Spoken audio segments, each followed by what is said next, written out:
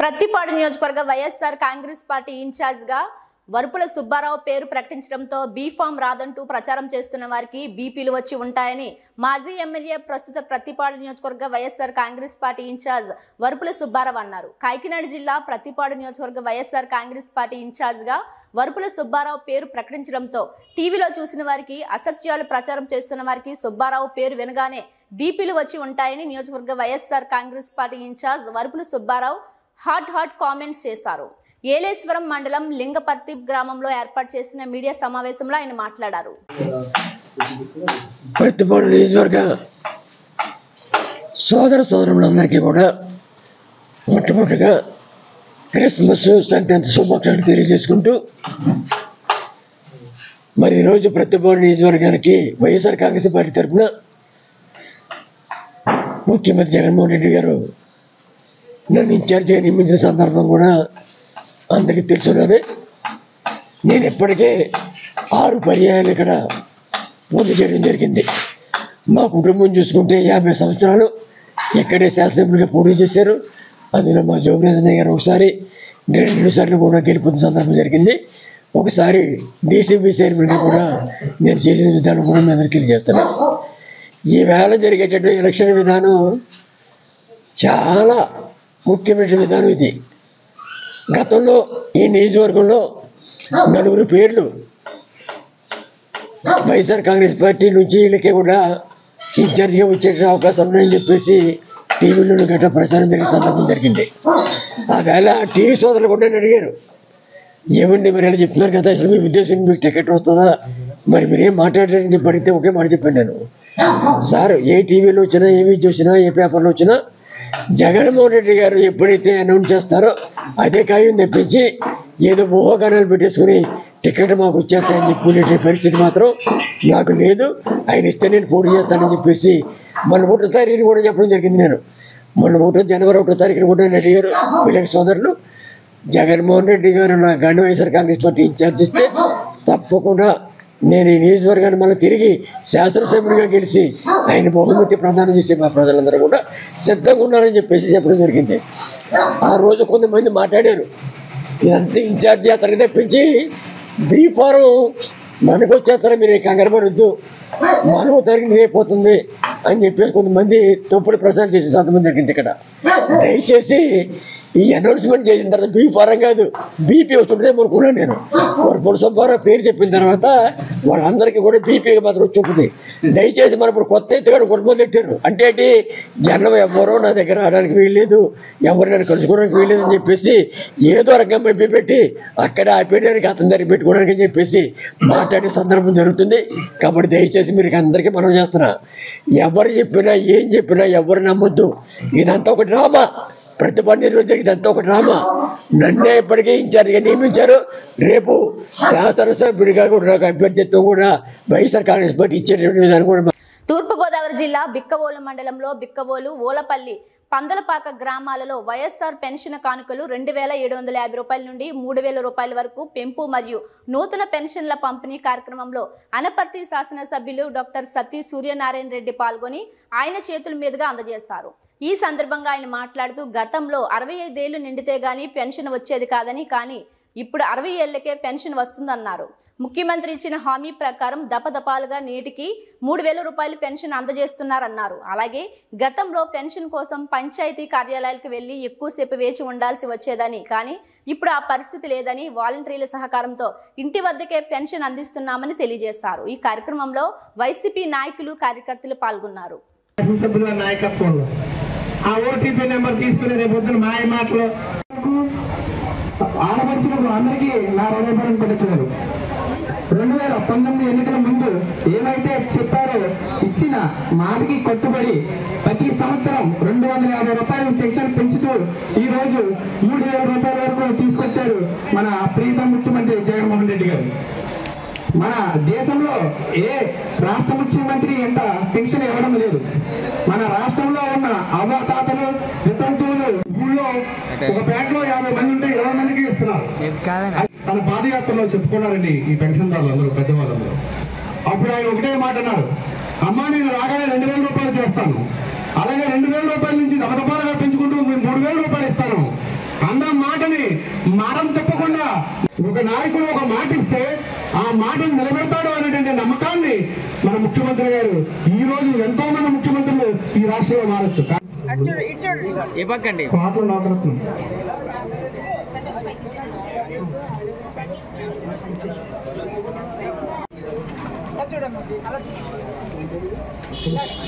కొల్లి సత్యనారాయణ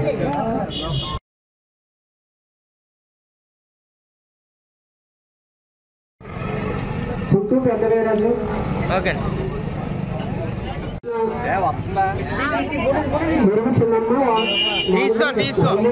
జగన్మోహన్ రెడ్డి గారు ప్రవేశపెట్టినటువంటి మరి 18,750 కానీ లేదంటే ఆర్థికంగా వెనుకబడిన అగ్రవర్ణాలకు సంబంధించిన వాళ్ళకి ఇచ్చే 15,000 కానీ అమ్మఒడి కానీ రైతు భరోసా కానీ ఈ పెన్షన్ గతంలో 65 నుంచి కానీ వచ్చింది కదా ఈ కాదు 65 సంవత్సరాల నుంచి పోతలకు వస్తుంది. అదే కాకుండా 3,000 చేశారు. మరి ఈ స్కీములన్నీ ఎందుకు అమలు పడుతుంది?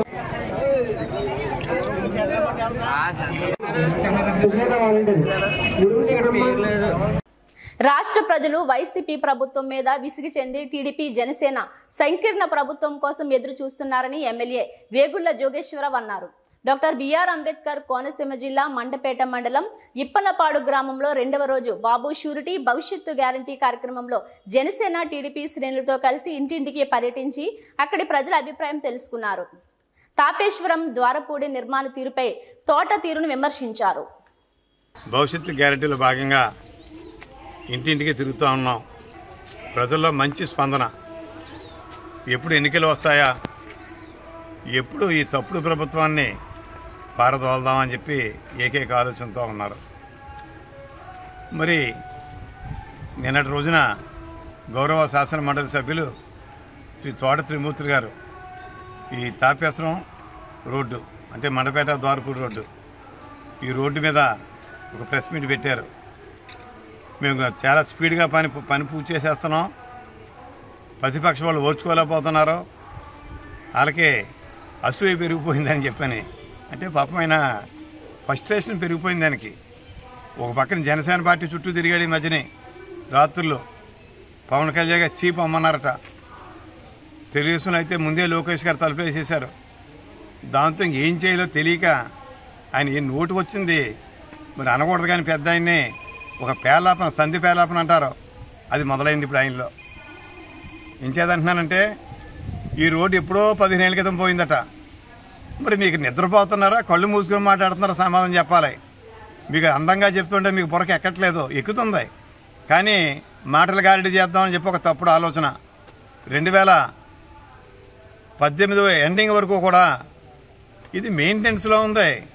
ఓన్లీ మండపేటే కాదు, మీ రామపురం కూడా ఈ ద్వారపూడి అనే రోడ్డు మెయింటెనెన్స్లో ఉంది. చిన్న గొయ్యి పడినా కూడా కప్పెట్టేసేవారు వాళ్ళు. దాన్ని మరి మన గౌరవ చంద్రబాబు నాయుడు గారు రాబోయే భవిష్యత్తు దృష్టిలో పెట్టుకుని ఎలాగ పాడవుద్ది అన్న ఆలోచనతో 10 కోట్లు శాంక్షన్ చేస్తే ఈ ప్రభుత్వం రాగానే క్యాన్సిల్ చేసిన విషయం మీకు కూడా తెలుసు. ఈ 10 కోట్లలోనూ మండపేట నియోజకవర్గం పోర్షన్ 7 కోట్లు, మీ రామపురం నియోజకవర్గం పోర్షన్ 3 కోట్లు. అన్నీ తెలిసి ఏమీ లేకుండా దొంగ నిద్ర నటిస్తే ఎలాగైతే మేలుకోర్పలేమో అదేవిధంగా మీరు సంధి పేలాపన కింద పేలుతా ఉన్నారు. కేంద్ర మత్స్య పాడి పరిశ్రమ శాఖ సహాయ మంత్రి ఎల్ మురుగన్ కాకినాడలో వేంచేసి ఉన్న శ్రీ బాలా త్రిపుర సుందర అమ్మవారిని దర్శించుకున్నారు. ఆలయ చైర్మన్ పెద్ది రత్నాజీ, ఆలయ ఈవో విజయభాస్కర్ రెడ్డి, యానం ఎమ్మెల్యే అశోక్ కూడా, చైర్మన్ రాగిరెడ్డి, చంద్రకళ, దీప్తి తదితరులు ఆయనకు స్వాగతం పలికారు. ఆలయ ప్రధాన పూజారి కేంద్ర సహాయ మంత్రికి పూర్ణ కుంభంతో స్వాగతం పలికారు. అమ్మవారిని దర్శించుకొని ప్రత్యేక పూజలు నిర్వహించారు.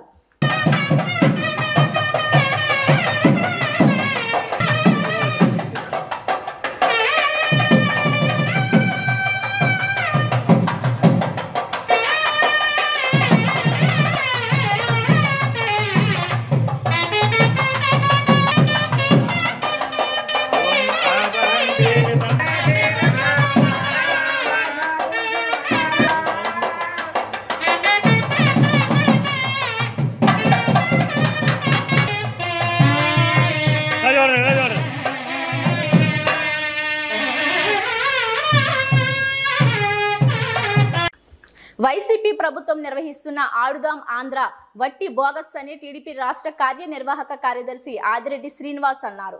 రాజమండ్రిలోని ఆర్ట్స్ కళాశాల క్రీడా మైదానంలో జరిగిన మీడియా సమావేశంలో ఆయన మాట్లాడుతూ మౌలిక వసతులు కల్పించకుండా క్రీడలను క్రీడాకారులను ప్రోత్సహించడం సాధ్యమవుతుందా అని ప్రశ్నించారు. ఆడుదాం ఆంధ్ర పథకం పేరుతో జగన్ నిధులను దోచుకుంటూ యువతను మోసం చేస్తుందన్నారు. బోగస్ యువతని మోసం చేయడానికే చేశారు. 4.5 సంవత్సరాలు లేదండి ఈ వేసవి సీజన్లో. ఇదేనా వేసవి కాలవా? సెలవులు ఉన్నాయా? ఇప్పుడు ఎందుకు వచ్చేసి ఆడాలి అందరూ? పైపెచ్చి అంటారు 1 కోటి రిజిస్ట్రేషన్స్ అయిపోయినాయి అని. 1 కోటి రిజిస్ట్రేషన్స్ అంటే ఉన్న జనాభాలోనే 1/4 అంటే ప్రతి నలుగురిలో ఒక రిజిస్ట్రేషన్ అయ్యి ఉండాలి. ఇక్కడ ఉన్న వాళ్ళు మరి ఎంతమంది రిజిస్ట్రేషన్ చేసుకుని వెళ్ళారో మరి అయితే నాకైతే తెలియదు. మరి మీడియా వాళ్ళు చెప్పాలి, ఒక్కలైనా రిజిస్ట్రేషన్స్ అయ్యారు. రిజిస్ట్రేషన్స్ కూడా వాలంటీర్లే. అది చేయకపోతే సంక్షేమ కార్యక్రమాలు కట్టని అన్నారు. ఎంత దారుణం అంటే మినిస్టర్ రోజా గారు చెప్తారు. తమ న్యాయమైన డిమాండ్లను పరిష్కరించాలంటూ అంగన్వాడీ వర్కర్లు నిర్వహిస్తున్న సమ్మె నేటికి 24వ రోజుకు చేరుకుంది. అందులో భాగంగా నేడు ముమ్మిడివరంలో సిడిపిఓ కార్యాలయం ఎదుట అంగన్వాడీ వినూత్నమైన నిరసన తెలిపారు. సమ్మెలో భాగంగా ఐసిడిఎస్ కార్యాలయం ఎదుట 24వ రోజు నిరసనలో భాగంగా రాష్ట్ర ముఖ్యమంత్రి జగన్మోహన్ రెడ్డి మనసు మార్చాలని కోరుతూ హరిదాసు వేషధారణతో పాటలు పాడుతూ అంగన్వాడీలు వినతి పత్రాన్ని హరిదాసుకు అందజేశారు. ఈ నెల 5వ తేదీలోపు విధులకు హాజరు కాకుంటే అంగన్వాడీలపై చర్యలు తీసుకుంటామని హెచ్చరించిన సందర్భంలో వారు ఘాటుగా స్పందించారు. చర్చలకు పిలిచి తమ న్యాయమైన డిమాండ్లు నెరవేర్చకపోతే అవి నెరవేరే వరకు సమ్మెను ఉధృతం చేసి తాము విధులకు హాజరు కాబోమని ప్రభుత్వాన్ని హెచ్చరించారు. జీతాలు పెంచాలంటూ గత 24 రోజులుగా అంగన్వాడీలు రాష్ట్ర వ్యాప్తంగా సమ్మె చేస్తున్న విషయం తెలిసి కూడా ప్రభుత్వం అల్టిమేటం జారీ చేయడంపై అంగన్వాడీలు తీవ్ర అసహనం వ్యక్తం చేస్తున్నారు. ఇన్ని రోజుల నుంచి సమ్మె చేస్తున్న మా ఆక్రందన ఆవేదన వినపడటం లేదా జగనన్న అంటూ మా జీతాలు పెంచకపోతే ఎన్నికల్లో మేము నొక్కే బటన్ను మేము నొక్కుతామని అంగన్వాడీలు భజనలు చేస్తూ హెచ్చరించారు.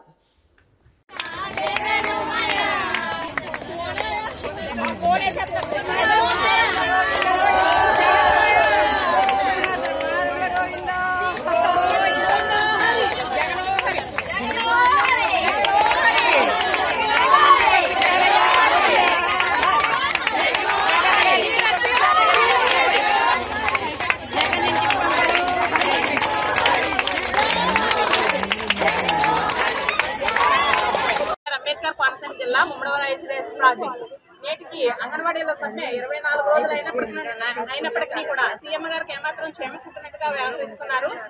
ఆయన చెప్పేది ఏంటంటే రేపటి నుండి విధుల్లోకి హాజరవ్వాలని చెప్తున్నారు. అంగన్వాడీలు సమ్మె ప్రధానమైన డిమాండ్స్ ఏవైతే ఉన్నాయో ఇచ్చిన ఆదేశాలను వెంటనే జారీ చేయాలని, అలాగే కనీస వేతనం అమలు చేయాలని మేము విన్నవించుకుంటున్నాము. అప్పటి వరకు ఈ అంగన్వాడీల సమ్మె మీరు మా యొక్క ప్రధానమైన డిమాండ్స్ ను పరిష్కరించకపోయినట్లయితే ఈ సమ్మె మరింత ఉధృతం చేసి ఇంకా ముందుకు తీసుకెళ్తామని అంగన్వాడీలుగా చెప్తున్నాం మేము. అలాగే విధులకు హాజరు కావాలనే దానికి మాకు కూడా ఏమీ చీమకుట్టినట్టుగా లేదు. మీకు ఎలాగైతే మా యొక్క పోరాటము మీకు ఎలా తేలికగా తీసుకుంటున్నారో మీ యొక్క సర్క్యులర్ ను కూడా మేము అంతే తేలికగా తీసుకుంటున్నాము. అంగన్వాడీలు జడిసేది లేదు, వెనుతిరిగేది లేదని సీఎం గారికి హెచ్చరిస్తున్నాము. అంతేగాక రాబోయే ఎన్నికల్లో మా యొక్క మేము కూడా బటన్ నొక్కే సమయం ఆసన్నమైంది. అది సీఎం గారి దృష్టిలో పెట్టుకుని అంగన్వాడీల పట్ల న్యాయం చేయాలని, ఆ న్యాయమైన యొక్క డిమాండ్లను వెంటనే తక్షణం పరిష్కరించాలని చర్చలకు పిలిచి మా యొక్క వేతనాల పెంపు విషయమై చర్చించి మా యొక్క ఈ న్యాయమైన డిమాండ్స్ ను పరిష్కరించి మమ్మల్ని విధులకు హాజరవ్వమంటే అవుతాము, కానీ ఏదీవో ఇవ్వకుండా ఏదో అరాపరగా మీరు చూపించినటువంటి ఇచ్చేసాము 10 డిమాండ్లను నెరవేర్చాము అంటున్నారు. అలాగే మినీ అంగన్వాడీలను మెయిన్ అంగన్వాడీలుగా చేస్తున్నామని చెప్తున్నారు. రిటైర్మెంట్ బెనిఫిట్ 42 చేసాం. రిటైర్మెంట్ వయసు పెంచామన్నారు. ఎప్పుడో వయసు పెంచితే ఇప్పుడు మా బాధలు, మా ఆకలి బాధలు తీరవు. ఎప్పుడో 62 సంవత్సరాల వరకు ఎంతమంది జీవించుంటామో మేము వర్క్ టెన్షన్లతో అనేక మంది హార్ట్ అటాక్లకు గురయ్యి అంగన్వాడీలు నేల రాలిపోతున్నా కానీ ప్రభుత్వానికి చేపట్టుకున్నట్టు లేదు. కాబట్టి అంగన్వాడీల న్యాయమైన సమస్యలను వెంటనే పరిష్కరించాలి. ప్రధానమైన డిమాండ్లు ఏవైతే ఉన్నాయో సుప్రీంకోర్టు ఇచ్చినటువంటి తీర్పును అమలు చేయాలని అలాగే కనీస వేతనాన్ని అమలు చేయాలని వెంటనే చర్చలకు పిలిచి మా లీడర్స్తో మాట్లాడి మమ్మల్ని విధులకి హాజరమ్మని చెప్పవలసిందిగా అంగన్వాడీని కోరుతున్నాం. ఇవి బులెటిన్ అప్డేట్స్. మరిన్ని వార్తా విశేషాలతో మళ్ళీ కలుద్దాం. అందరికీ సెలవు. నమస్కారం.